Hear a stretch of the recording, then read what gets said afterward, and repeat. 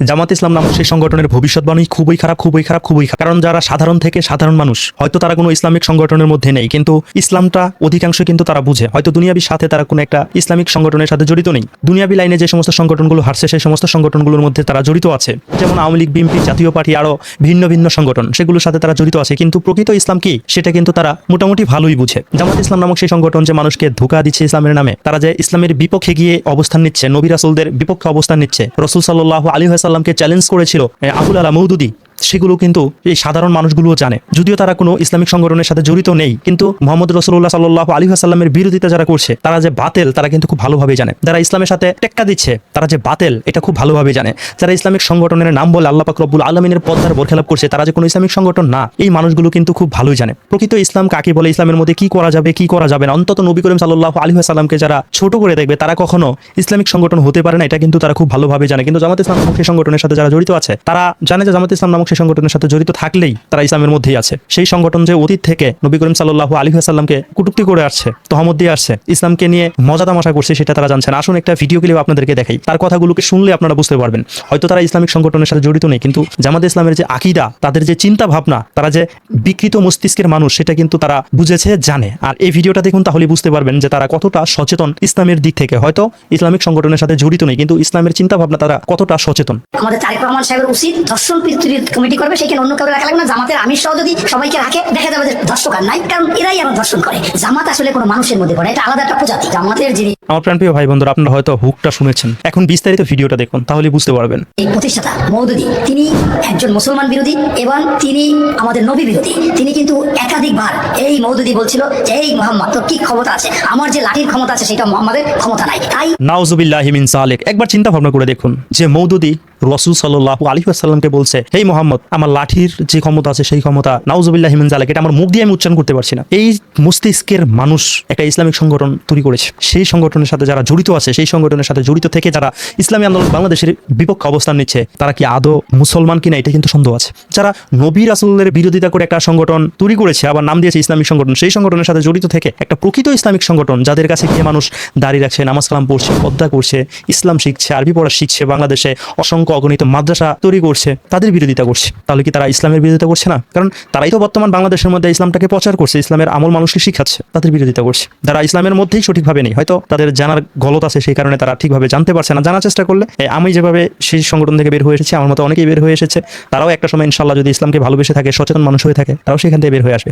আজকে ওদের একটা আলাদা প্রত্যেকটা একটা প্রজাতি থাকে। জামাত আসলে কোনো মানুষের মধ্যে পড়ে, এটা আলাদা একটা প্রজাতি। এই আলাদা প্রজাতি, তাদের সেই প্রজাতি প্রকাশ করার জন্য আজকে তারা দ্বিধাচ্ছে, আপনার মাদ্রাসাগুলো ভাঙতেছে, লাশ পোড়াচ্ছে। কালকে একটা মহিলা বলছে যে আমি পূর্ণাঙ্গ মহিলা, আমাকে জামাত তো লাগলে দর্শন কর, আমাকে। চিন্তা ভাবনা করে দেখেন জামাতের প্রতি মানুষের কতটা আক্ষেপ তৈরি হয়েছে। কারণ এই যে শিশু, ছোট ছোট বাচ্চা, নাউজুবিল্লাহি মিন যালিক, এগুলো আমরা সোশ্যাল মিডিয়ার মধ্যে দেখছি। মানুষ বড় বড় যারা প্রাপ্তবয়স্কের মহিলা, তারাও আক্ষেপ নিয়ে কথাগুলোকে বলছে জামাতের এই সমস্ত কর্মকাণ্ডের কারণে। একবার চিন্তা ভাবনা করে দেখুন তাদের ভবিষ্যৎ কি হতে পারে। হয়তো তাদের সংগঠন দাজ্জালের দিকে আগাচ্ছে, মানুষকে বিভ্রান্ত করে তাদের সংগঠনের মধ্যে নিচ্ছে দাজ্জালের দল ভারী করার জন্য, কিন্তু মানুষ কিন্তু বুঝতে পারছে তাদের যে আকীদা, তাদের যে চিন্তা ভাবনা, মানুষ কিন্তু স্পষ্টভাবে বুঝতে পারছে। কিন্তু আমার সন্তান 6 বছরের মেয়েকে মসজিদে উঠাইয়া সৈয়দপুরে একজন জামাতের উনি ইমাম, আবার জামাতের নেতা ধর্ষণ করেছে। আরেকজন দেখা গেল 11 বছরের বাচ্চার পেটে বাচ্চা দিয়ে দিয়েছে। আবার মনে করেন বলৎকার। আস্তাগফিরুল্লাহ, আস্তাগফিরুল্লাহ, আস্তাগফিরুল্লাহ। 11 বছরের একটা বাচ্চা এই জামায়াতের মানুষগুলোর কাছে নিরাপদ নয়। এই মানুষটার কথাগুলো হয়তো শুনছেন আপনারা সোশ্যাল মিডিয়ার মধ্যে, কিন্তু এই সমস্ত ভিডিওগুলোকে দেখছে, এই সমস্ত নিউজগুলোকে দেখতে পাচ্ছেন। আফসোস, আফসোস, মানুষগুলো কখন বুঝবে আমি ইসলামের উপরে নেই। আমি যদি এটা স্বীকার করে ভিতরে ভয় রেখে সামনের দিকে আগাই, কোনো না কোনো একটা সময় আমার হেদায়েত আসতে পারে। কারণ আমি তো আর এটাকে ইসলাম ভাবছি না। এই যে আমি একটা পোশাক পরেছি, এটা কি ইসলামের পোশাক? আমি যে চলাফেরা করছি, আমি কি কখনো বলেছি এটা ইসলামের চলাফেরা? আমি যদি এটা মনে বিশ্বাস করি এবং স্পষ্ট বলি যে আমি যেভাবে চলাফেরা করছি এটা ইসলামের চলাফেরা নয়, এটা ইসলামের পোশাক নয়, তার মানে আমি এটা জেনে শুনেই ব্যবহার করছি, চলছি, যেটা ইসলামের পোশাক নয়, আমার গুনাহ হচ্ছে। আমি চেষ্টা করছি ইসলামের পথে আসতে, এই মানুষটার কিন্তু হেদায়েত হওয়ার সম্ভাবনা আছে। আর যে মনে করেন যে ধরেন কেউ একজন সিগারেট খাচ্ছে, সে যদি ভাবে যে না সিগারেট খাওয়া জায়েজ, তাহলে কি সে কখনো সিগারেট বাদ দিতে পারবে? সে তো জায়েজ মনে করে খাচ্ছে। কেউ যদি মনে করে যে না নামাজ পড়া ফরজ, না নামাজ না পড়লেও চলে, সেই মানুষকে কখনো নামাজ পড়বে? যদি কেউ ভাবে যে না নামাজ পড়া ফরজ, আমি যে নামাজ পড়তে পড়ছি না গাফিলাতির কারণে, এটা আমার জন্য গুনাহ হচ্ছে, অবশ্যই নামাজ পড়া ফরজ, আল্লাহ আমাকে মাফ করুক, আল্লাহ আমাকে হেদায়েত দান করুক, আমি ইনশাআল্লাহ নামাজ পড়বো, সেই মানুষটা কিন্তু নামাজি হওয়ার চান্স আছে। কারণ সে তো জানে যে নামাজ পড়া ফরজ, নামাজ পড়তে হবে। যে মনে করে যে নামাজ পড়া ফরজ না, নামাজ পড়তে হবে না, সেই মানুষ কিন্তু কখনো নামাজ পড়বে না। অতএব জামাত শিবির নামক সেই সংগঠনের মধ্যে যারা আছে তারা সেটাকে ইসলামিক সংগঠন ভাবছে, এটাকে ইসলাম ভাবছে, যে বেপরোয়াভাবে চলাফেরা করা ইসলাম,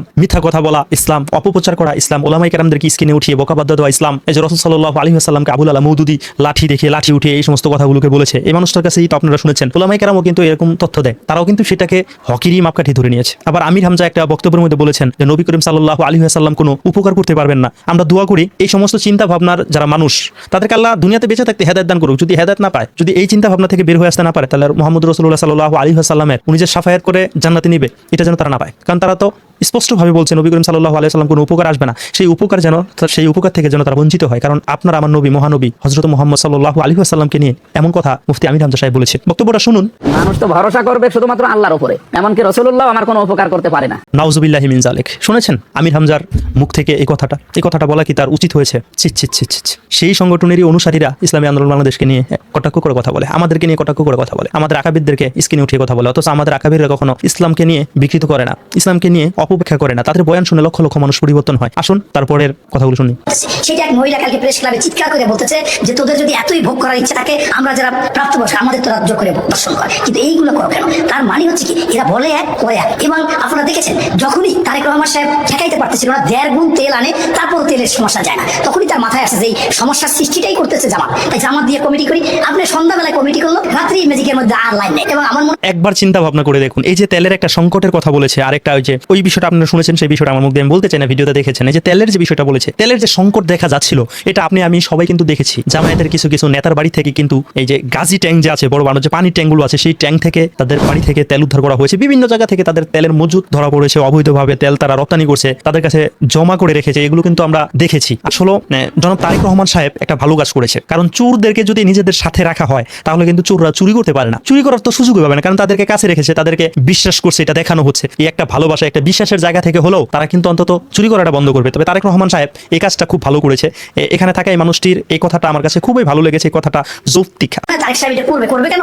যেটা চোর, চোরটাকে যদি কাছে রাখি আর চুরি করতে পারবে না, যেটা সন্ত্রাসী ওরে পাশে রাখলে আর সন্ত্রাসী করতে পারবে না। তাই আমি স্পষ্টভাবে বলতেছি যে বাংলাদেশে জামাত আসলে কোনো নৈতিকতা নাই। তারা যেটা নিজস্ব মাথায় ঢুকবে ওইটা তারা করেই থাকবে বেহায়া হায়নার মতো, কারণ তাদের মাথায় 47 সালে তারা বিরোধিতা করেছিল।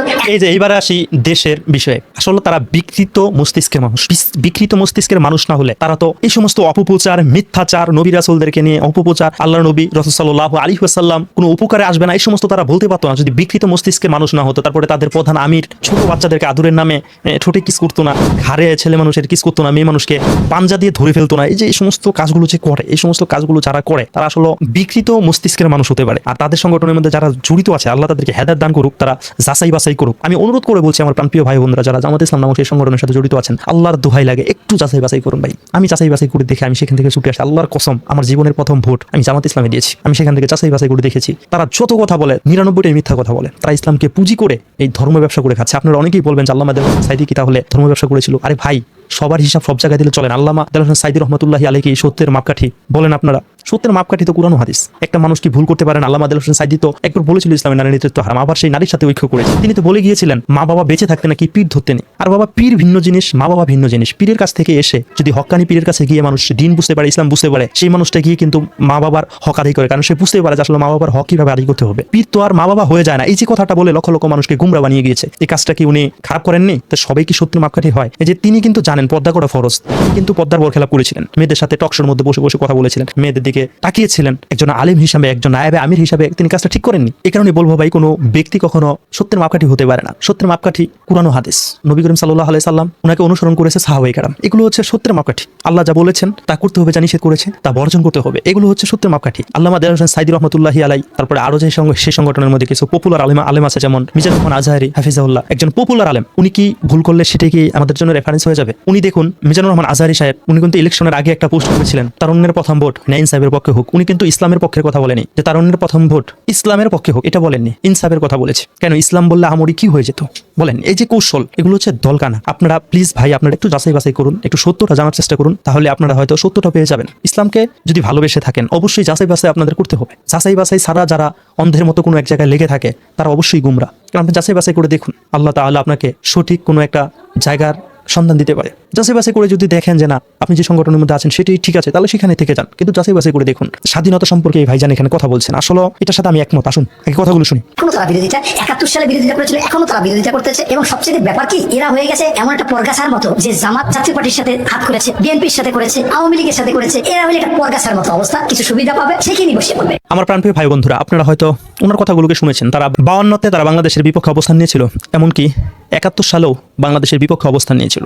সব সময় পর্যায়ক্রমে কিন্তু তারা বাংলাদেশের বিরোধিতা করেই যাচ্ছিল। তাদের মস্তিষ্ক বিকৃতি, তারা একটা পরগাছার মতো। তারা যখন তখন ক্ষমতার লোভে যার তার কাছে গিয়ে সঙ্গবদ্ধ দিয়েছে, যার তার পামুসেছে, তার সাথে চাটকতা করেছে ক্ষমতা যাওয়ার জন্য। কোনো ইসলামিক সংগঠনের কালচার এগুলো হতে পারে না। আপনারা যদি আরেকটু ইসলামী আন্দোলন বাংলাদেশের দিকে লক্ষ্য করেন তাহলে বুঝতে পারবেন, ইসলামী আন্দোলন বাংলাদেশ কারো চাটকতা করে না, কারো সাথে দলবদ্ধ হয় না, কারো সাথে জোট করে না। তাদের একাই বলতে, কারণ তারা ইসলামের দিকেই হাঁটছে। ইসলামী নারী নেতৃত্ব হারাম সেটা জেনেই কিন্তু তারা সেইভাবেই হাঁটছে। তারা কিন্তু ইসলামী নারী নেতৃত্ব হারাম বলে সেই কাজটা কিন্তু তারা করছে না। তারা বলছে পর্দা ফরজ, তারা কিন্তু পর্দার আমল করছে। তারা বলছে নামাজ পড়া ফরজ, তারা কিন্তু নামাজ পড়ছে। তারা যেটাই বলছে সেটাই কিন্তু তারা করছে। হয়তো তাদের রাজনৈতিকভাবে দুর্বলতা আছে, কিন্তু ইসলামের দিক থেকে বাংলাদেশের যতগুলো ইসলামিক সংগঠন আছে, রাজনৈতিক সংগঠন, ইসলামিক রাজনৈতিক সংগঠন, তাদের থেকে কিন্তু কোনো অংশে ইসলামী আন্দোলন বাংলাদেশ পিছিয়ে নেই। হয়তো তাদের বিরোধিতা মানুষ বেশি করে, কিন্তু বেশি করুক, বিরোধিতা না থাকলে মানুষ আবার একঘেয়ালি হয়ে যায়। বিরোধিতা থাকার প্রয়োজন আছে, তবে এই যে অপপ্রচারগুলো করে, মিথ্যাচারগুলো করে, এগুলো কিন্তু আমাদের সবার যাচাই বাছাই করার প্রয়োজন। আর জামাত ইসলাম নামক সেই সংগঠনের মধ্যে যারা জড়িত আছেন ভাইজান, একটু যাচাই বাছাই করে দেখুন। আর জামাত ইসলাম নামক সেই সংগঠন কিন্তু বেশি দিন টিকতে পারবে না, কারণ আল্লাহর সাথে পাল্লা দিয়ে কেউ টিকতে পারে না। কারণ ইসলাম থেকে বিচ্ছিন্ন হয়ে মানুষের ঈমান ও আমল নিয়ে তারা মজা করছে, নাটক করছে। আল্লাহ তাআলা ছাড় দেয় কিন্তু ছেড়ে দেন না। তাদেরও হয়তো ভবিষ্যতে পস্তাতে হবে। আপনাদের মন্তব্য কমেন্টে লিখে জানাবেন।